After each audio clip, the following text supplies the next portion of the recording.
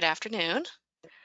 This is Victoria Beale with the Ohio LTAP Center, and I thank you for joining us this afternoon for our webinar on work plans and performance evaluations, because I truly believe these are tools for getting things done.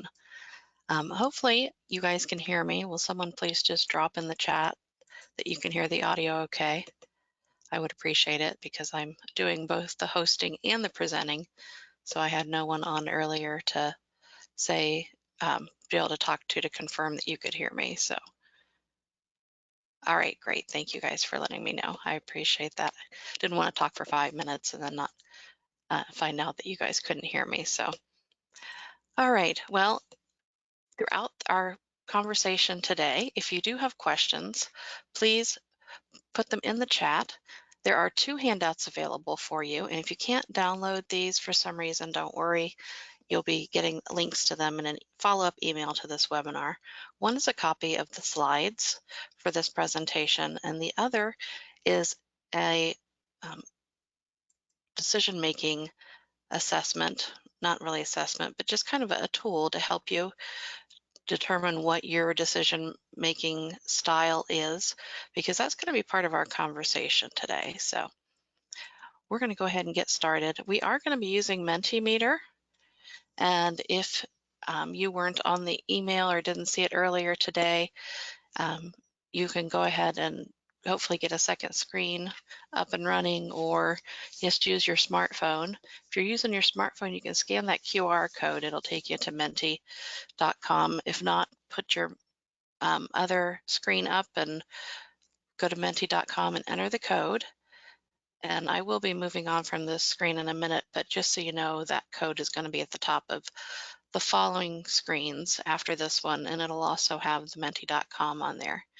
And what I want to do is make today's conversation interactive, because I feel that this is an incredibly important topic. To me, this is a make or break for you as a manager or a program manager or managing people.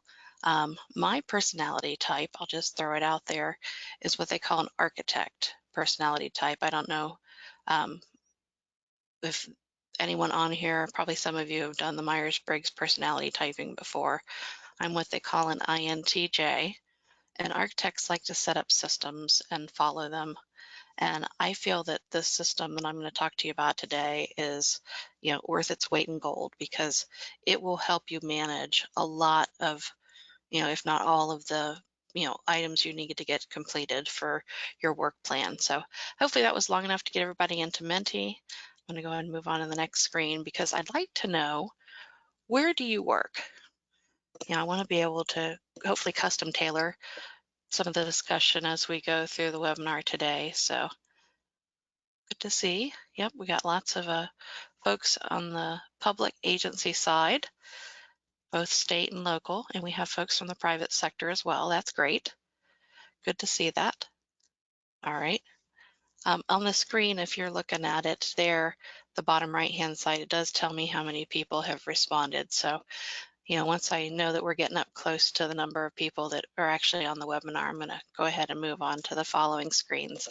But that's great to see. We've got the majority from our local public agencies, followed closely by our state agencies and private sector, and then other. So, question for you. Do you have a current work plan? And I'm not tracking what anybody responds. So feel free to answer, however you choose. And I see that quite a few of you have picked what's a work plan. I mean, it's a fair question, because it does take some effort to set one of these up. But to me, that effort is so worth it. A lot of people, I'll hear them say, well, I don't have time to fool with all that because I'm so busy putting out fires. Well, I can tell you that you wouldn't be putting out as many fires if you took the time to get your work plan set up. So with that, we're going to go ahead and just keep moving forward here, because we do have quite a bit to talk about. I want to just briefly give you some reasons why you should use a work plan. Number one, it helps you to get your responsibilities completed, and it can be really key to carrying out, your job duties. I love work plans because when it comes down to performance evaluation time, I can get that work plan out and start checking things off. Oh, you're right, Mark. It didn't give the mentee sign in. Let me just back up here real quick so you can get that. I apologize. I thought it was going to put it at the top of each screen. There you go. The code's 22596389. Hopefully somebody or you've been able to get that loaded in. So, all right. And if not, don't worry. The next time there's a Menti screen that pops up, it will be on the top of that. But your work plan, you know, is key to your performance evaluation because I can pull my work plan out at any given time and give a status update on each item that needs to be completed for the program. And I'm not just talking about, doing a work plan for managing a training and technical assistance program, but, work plans can fit any office, anywhere, because I know that each, place or office or business unit has different responsibilities. And, there's some documents we're going to talk about in a little bit that can help you with getting your work plan set up. I think more importantly, it helps you with managing, your staff and also the program possibly that you're managing, if you don't have direct staff, because, you are being, what they would consider a good supervisor because you're clearly communicating to them what it is they need to get completed and what their expectations are. We're going to talk about that because a lot of times managers, when they set up expectations, they do it in a way that's really not measurable. And if you don't do it in a measurable way, then your staff, they struggle on did they really complete it the way you wanted it to be completed or not. So during our conversation today, we're going to, as far as our learning objectives, go over the importance of establishing work plans. We are going to discuss objective versus subjective goals on a work plan. And that is a real key because that's where your staff is going to know clearly what it is they need to accomplish and what the goal is as opposed to an ambiguous goal. We're going to talk about the value of participatory management. And don't worry about when we get to that section if your learning style, your decision-making style is different than the participatory management style that we're going to talk about, because even though you have a core style, you can adjust yourself. I mean, we're all professionals. We've been at this for a while. You know how to adjust yourself to make things work, and you can do that. And I think it's easier to do that once you know what your core style is. And then we're going to talk about the process of actually applying this work plan, um, you know, in your office or your business unit. Again, if you have questions at any time, drop them in the chat box and I will work to get those answered for you. So let's talk about some of the nuts and bolts of establishing a work plan. When I'm sitting down to write a new work plan, well, actually, why do you need one? We've kind of talked about this a little bit already, but you know, it's kind of like going on a trip without having mapped out where you're going. You know, you need to know what your direction is, where you're headed. Um, everybody doesn't always know what they're supposed to be doing. And sometimes folks need a reminder of what it is they're supposed to be doing. They can kind of get off course, go off on a detour, and, not make their way back to the path that they need to be on in order to get to the end goal. So with a work plan, you can give your group a roadmap for getting your responsibilities accomplished. I like to do mine on a fiscal year basis, but I also modify it so I can do it on the performance year basis for exempt employees. Um, it'll give you a balance between your routine type of items and working in more of your project type responsibilities. And like on our work plan for our office, there's certain things that are just standard that we are to be accomplishing, but we do get projects at times that we need to manage. And it's easier to know where we can fit those in because we already know what the, responsibilities are and what the distribution is. And again, it gives you that plan for the performance evaluation. With my direct reports and our team, there's no secrets. There's no surprises when it comes to performance evaluation time. Everybody knows what is going to come on that document because we've been talking about it all the way through. So when you want to set up a work plan, it's important to make sure you have copies of the position descriptions for those who are reporting directly to you. If you work for the state, you can log into OAKS, and in the same location where you would do the performance evaluation, there's a separate link in there where you can click and download the current position description for each employee person that works for you on your team. Another item I feel is really important when you're setting up your work plan is policies that govern what you do and the work of your unit. Any standard operating procedures you have. One thing that I think people miss, and I think it's very important, is your agency's business plan or strategic plan. That really should flow into your work plan. So make sure you have that. Projects from your supervisor. My supervisor likes to, I'm sure like a lot of people's supervisors send me emails and say, hey, we need to work on this project, or I want you when you've got time to look into this issue or this concern, or, so I keep a file for those items. And when it's time to update the work plans, if it wasn't something that, was urgent or burning at the time that it was sent, I'll pull those out and go back to them to make sure that, I'm working that into what it is we need to get accomplished. And then, your own team will have ideas for things that can hopefully improve performance and better the time frame in which you get work completed, ideas for streamlining. So keep all of that and keep it together so you can have that for when you're going to put your work plan together. So here's our next Menti screen. So Mark, if you need that, again, it's menti.com and the code is up there at the top. And tell me, again, I'm not tracking what your answers are. Do you have these documents available that you know of? And if you don't know, that's okay, because now you've got a list and you start looking for them. So hopefully where you're working has position descriptions for each staff member. That's not really something I've got a lot of time to, go in depth about, but if you don't, call me and we can talk about it, because there's, some general position description and classification descriptions out there that you could use if you're a small agency and you don't have that. So I'm glad to see the majority of you do, because that's going to make this easier for you. And for those of you who don't, it's okay. I mean, it's just part of the process to, get those items collected up. So, all right, let's talk about the writing style of a work plan. And again, to me, this is a make or break piece, because if you spend the time setting the work plan up, but you write your statements in there subjectively, then it's not going to be a good tool to measure. So, you need to measure your work plan items. So you use objective goals. And subjective means it's somebody's opinion. Objective is independent criteria. And I'm going to give you some examples.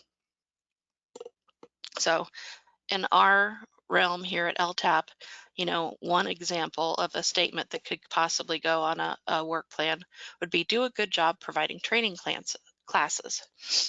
And this is a really subjective statement, because who defines good job? What do you mean by good job? Really, the statement would need to be rewritten. And one of the ways that we've done that is we'd look at a metric, achieve a minimum average evaluation score of 4.0 on all post-course surveys. So that means that it's measurable. We can look at the evaluations. Did they get a 4.0 or above as an average? And if they did, then you mark them that they did a good job. If they didn't, then that needs to be, visited, and looked at for performance improvement. But the top statement, is not a good one that you would want to put on a work plan. The bottom one is, because it lets it be measured, and it's measured by anybody. It's not just, the person who actually wrote the work plan. The same statement could be measured by, multiple people and they'd get the same answer. And that's what you're looking at with objective. Another example could be keep in contact with field staff. This again is a subjective statement. So it could be rewritten to say visit each field office a minimum of twice monthly. And that gives you a way to measure that work plan item.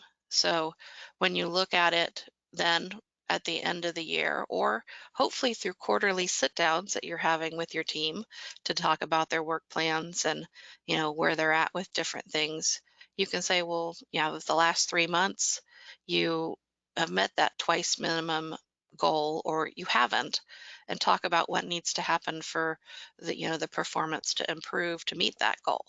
But whether it's you sitting down to talk to them about it or someone else, it's going to be the same answer as to whether or not they did it. So it's important to look at a way to measure it. Here's another one. This statement, the weather is going to be nice today. Well, that's subjective, so how do you take that and make it so it's not subjective? You could change it, say it's not going to rain today and the temperature is going to be in the low 70s. So, that is more of an objective statement. No rain, temperature in the low 70s. It's just another way to look at how you can rewrite something to give it measurements. All right, so I'm going to test you guys out here. And you can choose multiple answers on this one. So if someone put on a performance evaluation, manage all social media posts for the agency, how could you rewrite that? Which ones would you pick to make it so it was objective versus subjective? And like I said, you can choose more than one. You guys are getting it. Good. You see what I mean by the measurement that has to be put into it. And I'm sure that person that chose to do a good job, that was probably just a slip on the cell phone, the smartphone screen. So, but you see the majority of the answers are for make weekly social media posts for the agency. That's measurable. Did they do it weekly or didn't they? Or increase social media interaction by 25% over prior year. Did we have 25% more interactions over the prior year or didn't we? No matter who's evaluating those, they're going to come out with the same answer. So there's an acronym out there that has been used for a while. I'm not going to say how long because I'll date myself, but they call it the SMART acronym. You want to make things specific and measurable, and that's what we've been talking about with the objective versus the subjective. But you also want to make sure it's attainable and relevant and timely. So, all right. The next part, the leadership styles. And hopefully some of you had a moment to go through that document I sent out this morning. I know when I sent it, we had 97 people registered for the webinar. And when I logged in this afternoon to get things started, we were up over 100. So for those of you who didn't get my email this morning, who registered after then, that document's in the download section, and you'll also get a link to it after the webinar. But I want to talk to you about leadership styles because this can really impact, the completion of work plans. And again, you have that personal assessment to be able to do. And, it does impact the completion of the work plan for your staff or your team, but don't despair if you feel like your leadership style isn't one of the ones that we're saying, is the optimal ones for getting a work plan done, because like anybody, you can switch things around. I mean, we know plenty of introverts who can be very extroverted when they need to be, so, and vice versa. So we're going to talk about the decision-making styles. There's sequential, logical, global, and personable. So with the sequential decision makers, these folks, normally have a need for a lot of information, and they want to just lay it out step by step. They want details. They want, to know that what it is that they're laying out, is going to be the best way to do it. And yeah, I think you know those folks because, they're really good at, making the to-do list or the step-by-step job aid that can help somebody get, something completed.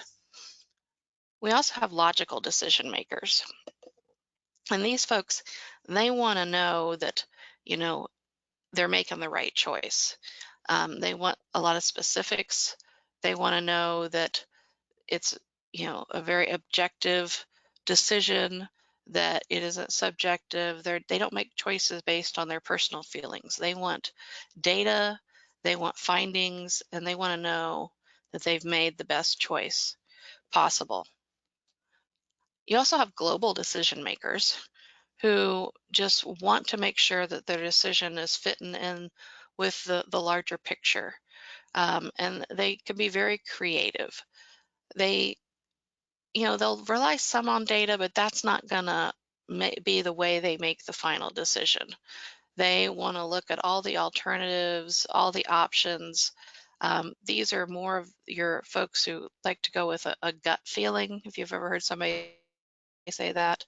But they want to make sure that they've considered all of the possibilities. And then you have your personable decision makers. And I like to think of these as the people that like collect the crowd around them whenever they go somewhere. They want to have consensus with the team and the group, and they want everybody to be supportive of each other, and you know they want to make sure everybody feels that they've been heard, and they want the group to own it at the end, and everybody to say, yes, I had part in making this decision and I own it now, so I want to make sure it gets done. So, I mean, and there's no right or wrong decision making style, because there are different scenarios that call for different types of decision making styles. So, I'm just curious, and again, I'm not tracking anything. If you'd like to share your decision making style, you can. If you don't want to, that's fine too. But I was just curious. And given that we're in transportation and engineering, I would expect that the logical and the sequential would have a bigger slice of the pie than the others. So that's great. But, again, anybody can switch back and forth between these decision-making styles. It's just understanding who you are, and then that lets you form the basis for knowing when you need to switch. So, all right. So we're going to compare our decision-making styles to leadership styles. And with the leadership styles, we're going to look at three of them: the autocratic, the free reign, and the democratic. And I tried to put arrows into the new circles so you could see where they kind of flow to. Sequential, they tend to flow more into that autocratic decision-making style. The logical, they tend to flow more into the democratic, as do the global. And the personable tend to flow more into that free reign. And we're going to talk about how that works. If there's questions you've got, please feel free to drop them in the question box too. Haven't seen anything come in recently, but I just want to remind you about that. So your autocratic leadership style. We talked about people who like to make to-do lists, put all the pieces together, line it up, check it off. These folks are very task-oriented. The manager normally carries out all of the decision-making processes, usually without input from the staff, and communication is one way. And there are areas where you need to have the autocratic leadership style, and that's where your command and control is necessary. You think about your fire chiefs or your military commanders, you know, and the autocratic leadership style needs to be followed in those scenarios because people's lives can depend upon it. I can tell you, I know a fire chief that if they're on the scene, autocratic is what happens, command and control. But outside of that, I think their core style really is more of the free reign leadership. So, they do a great job switching back and forth between two kind of polar opposites, but they do it because of what the situation commands. With your free reign leadership style, and this is more the personable decision making, it is, I mean, some people would call this just like open, free range, just let people do what they want. And there are some situations where this can work out for you. Um, if you have a brand new employee, this is probably not the best way to manage them. Autocratic's probably not the best way to manage them either.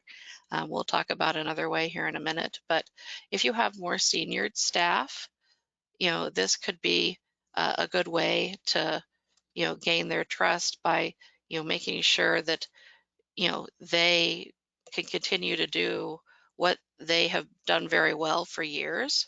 Um, if you have people who are self-starters, that I've heard him say, all I've got to do is tell that person what it needs to happen and get out of their way, and they make it happen.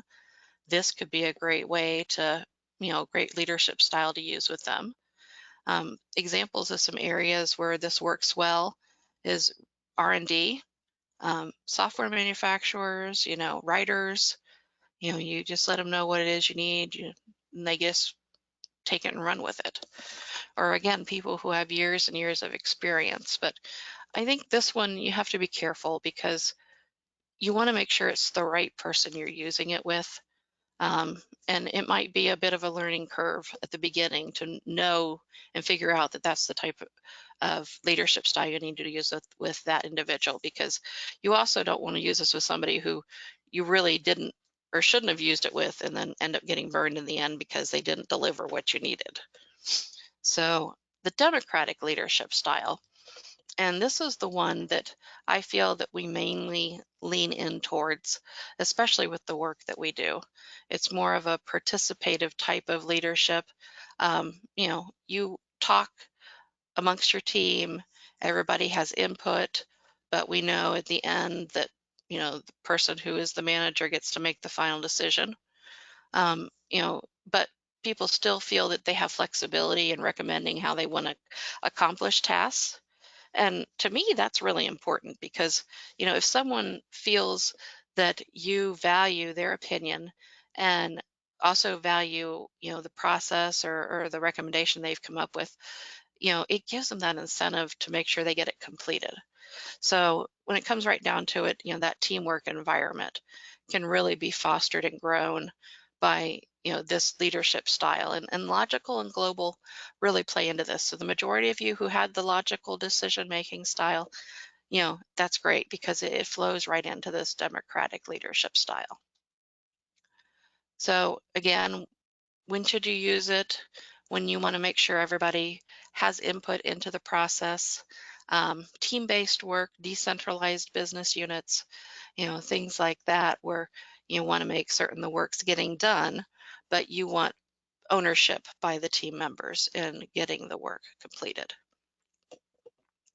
All right, so we're going to move into section 4 of writing the work plan.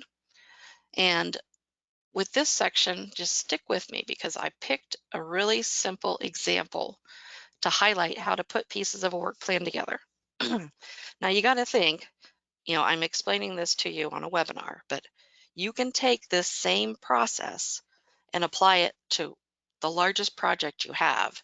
You're just going to have a whole lot more details and components and tasks in there. So I would like to know before we move into this, how many of you have heard of a work breakdown structure, a WBS?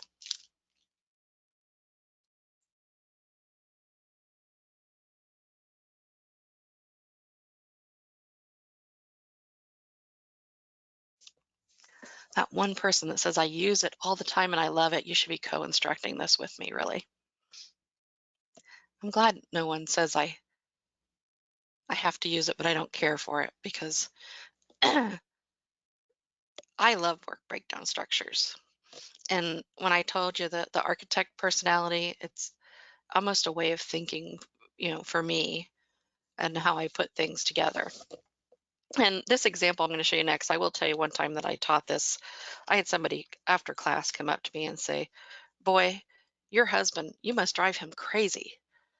And I had to chuckle. And I said, no, not really, because he doesn't think this way.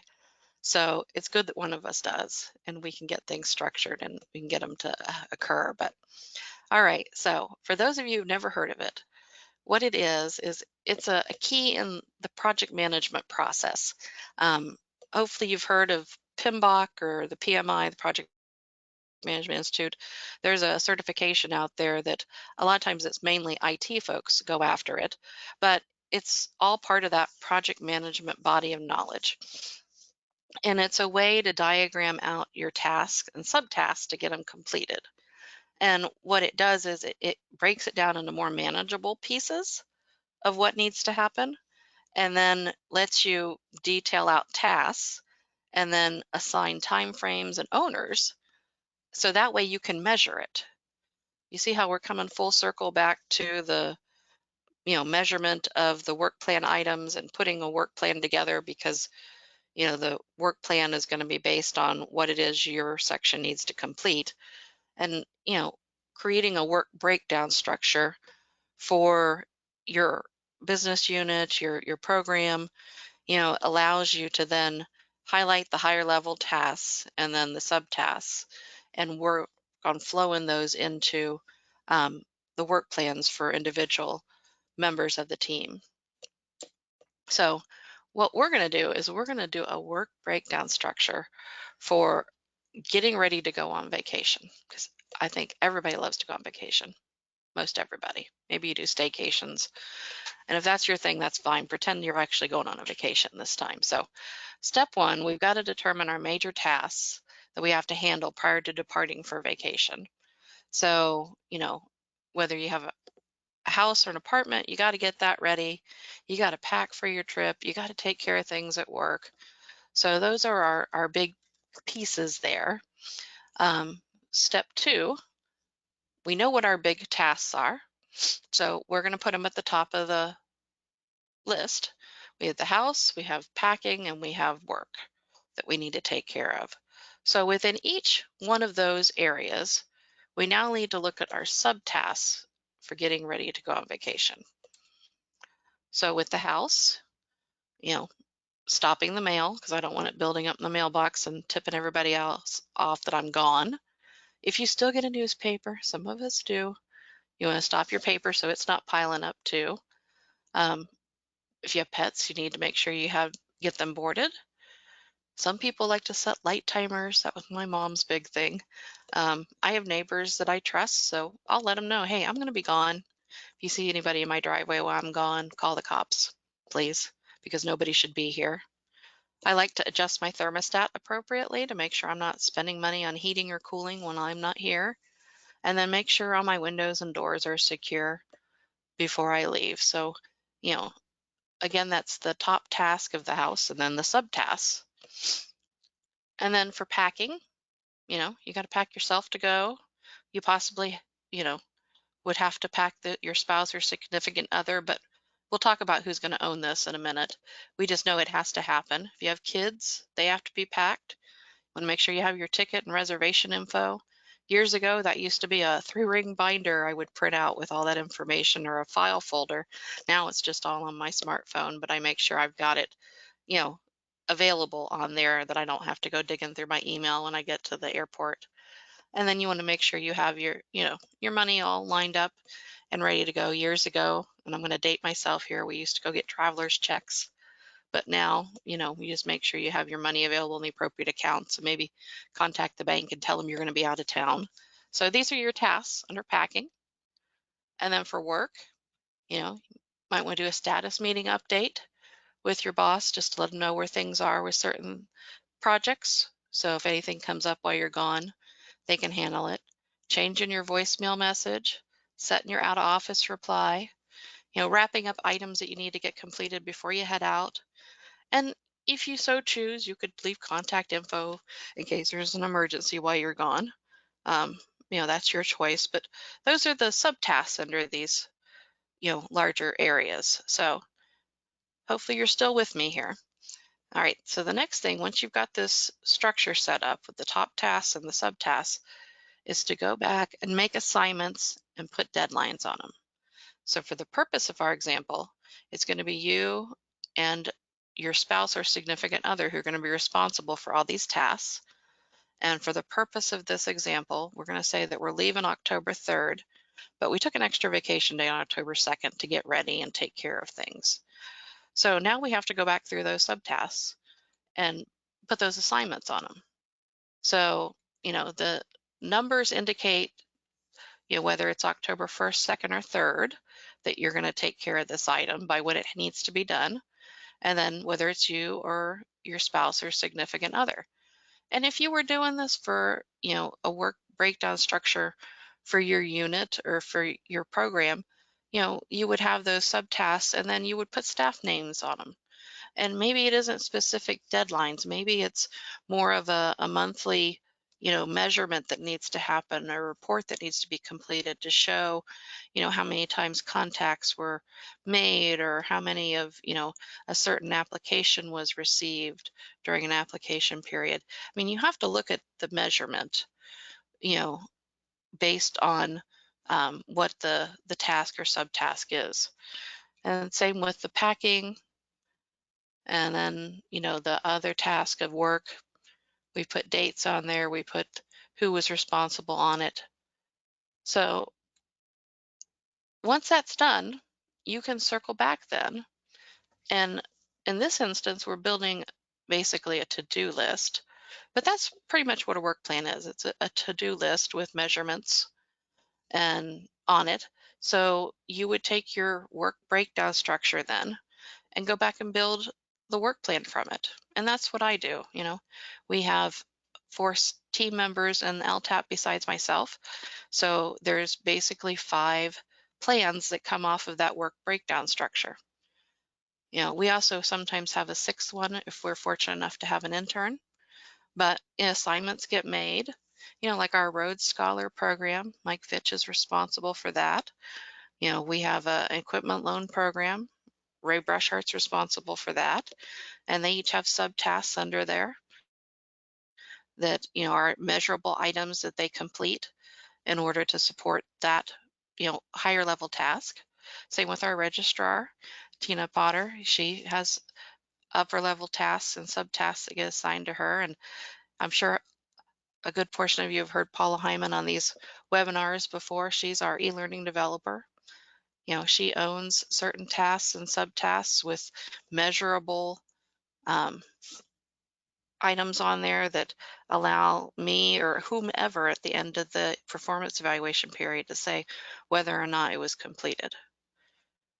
So what happens if we get down to the end of that time period and a task didn't get completed on time? At least we know what the task was and we know what's being balanced by others and that individual, and we can kind of regroup, and it allows us to make a more informed choice about how we get that caught up. So how do you make a work plan? Again, you need to have all that information that we talked about earlier. And agency initiatives, really that's, the agency strategic plan. And I like when I lay out our work breakdown structure for the tasks that we're completing to show how each one of those upper level tasks tie upwards into our office goals and into the agency's overarching goals. Where is that task flowing down from as far as what the agency said it is that we're going to complete? So you may have all of your tasks that flow up to 1 or 2 items on the agency's plan, and that's okay because, the agency's plan normally is going to have, 4 or 5 high level items on there. And, you're going to have much more specific tasks or subtasks that are happening, but your tasks, tie them upwards so you can show how you support what the agency has set forth as its, goals. And then also, hopefully your office has goals that tie up into the agency's plan. And then if you're in a section, you would tie your section goals up into the office goals and the agency plan. But you see how when you finally get to the right-hand side of the screen where it talks about individual tasks with due dates, everybody knows that what they're doing is important because they can trace it all the way up to the agency's master plan. So you're creating that map for them to show them why it is that what they've been asked to do is important. And by doing the participatory management style, they've had input into how they're going to get it accomplished. And, then they definitely feel the value of, being a part of the team. So some steps just to think about as you look at setting up a work plan.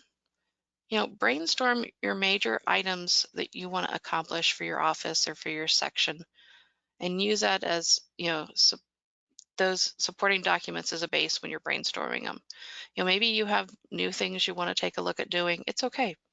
Put them down, because if you don't quite get to them this year, you'll have them in that file and hopefully you can get to it the next time you do this. And then, look at setting up that work breakdown structure and that to-do list that flows from it, because that then can work into those personal work plans for each staff member.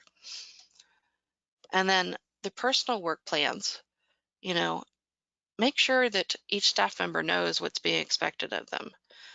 When I do evaluations, not only do we talk about what has happened over the previous year, we look prospectively, and I think that's almost the more important part of it, at what's going to need to happen for the coming year. And then at a minimum, I talk to the staff about, the whole plan. We talk about pieces of it every day as we work through the different tasks, but just, thumbnail sketch at least quarterly. It doesn't have to be official with a write-up of, for each work plan item. It's more of a conversation where you sit down and discuss, okay, where are you with this one, with this one, with this item? And there's been times when we've had those quarterly reviews where we've had something else pop up that took precedence over an item that we put on the plan initially. And we've decided, yeah, we've got to table this item or that item because this new piece is more critical and it has to happen first. And we'll say that those other items, are going to be tabled or until the following year when, we again have time in the flow to get those items done. And then, you utilize that personal work plan to create the performance evaluation. So to me, it's a very logical process that you can go through. And it does take a little time to set it up, but I can guarantee you that your ROI, your return on investment for the time that you have spent setting up your plan and those individual performance plans will save you from this daily barrage of issues that keep popping up over and over again when you're trying to play whack-a-mole. If you have a plan, you know how it is that you intend to get things completed, and you can take that plan and look at it then when something does pop up that wasn't anticipated, and figure out how you're going to get it accomplished. So I've given you a lot of information and there's not a whole lot of questions that have come in. So I'm curious, hopefully you've been thinking about this as I've been talking, and what do you think are going to be some of your major issues with setting up or sticking to a work plan? Yeah, I mean, tasks that vary day by day, I can completely appreciate that. On the LTAP side, we say we never have um, it's never boring because things change day to day. Finding the time, I understand. Yeah, I mean, I do think quite a few of you are saying putting, time in your schedule to get this done. And, these are some challenges, but, if you really want to try to make your life better as far as in the work area, this is a tried and true way to make it happen.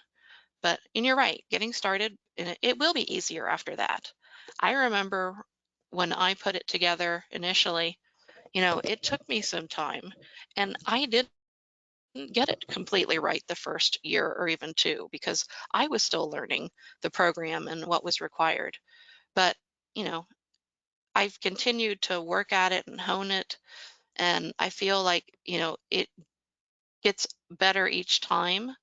And, especially with someone's commented in here about breaking it down with a variety of people styles. I agree.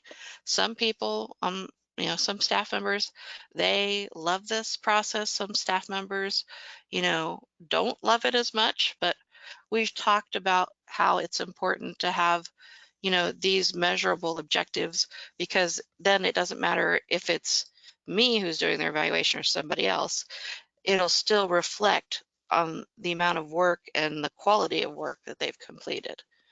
Um, you know, it, Work does change pretty often, but I bet if you look at it, there are some overarching tasks. I mean, you don't have to go into the minute details like I did with the example on this webinar. You know, I understand that, some of those, blow by blow tasks of, did you type of tasks like where I put on there, did you set the light timer, or lock the windows? You don't have to get into that type of minutia with what you're working on. I mean, some of that is letting the staff member have responsibility for those types of tasks. So, making sure that they get the pieces done that support the upper level task.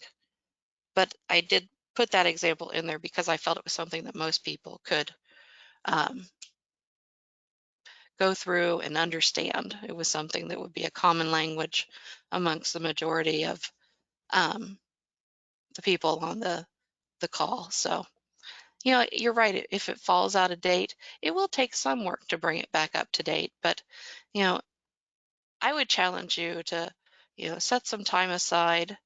Um, And, if you don't want to do it with everybody, maybe you set the plan up and then you work through it with a staff member or two who you trust and you feel will give you good feedback. Um, I can tell you that my staff does not see it as micromanaging. They see it as a way to show that we are adding value.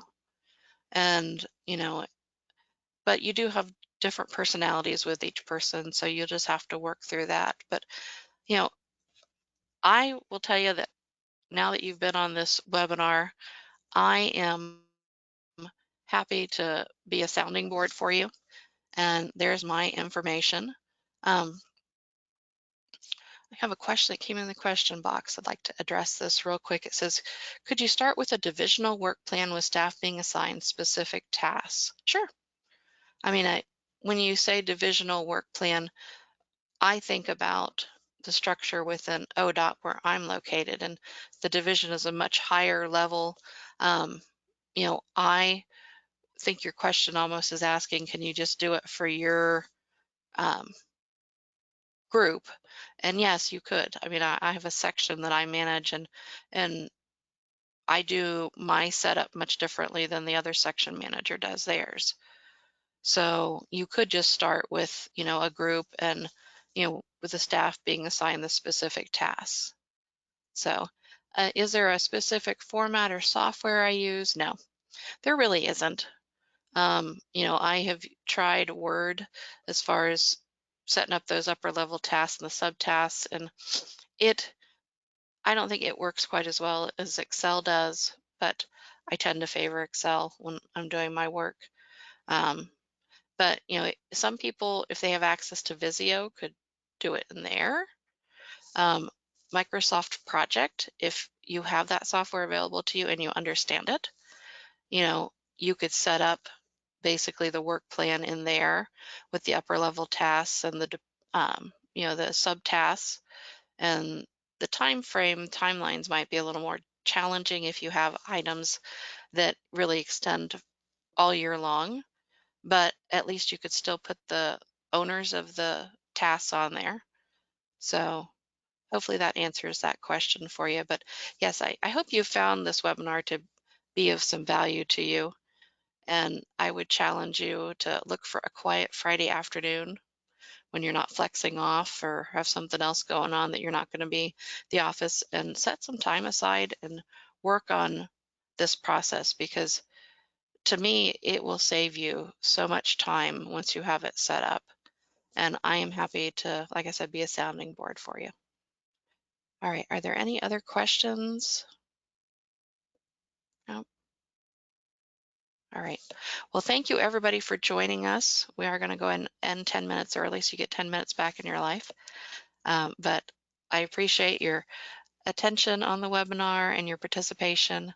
And I will look forward to hopefully hosting you again on a future webinar. Take care.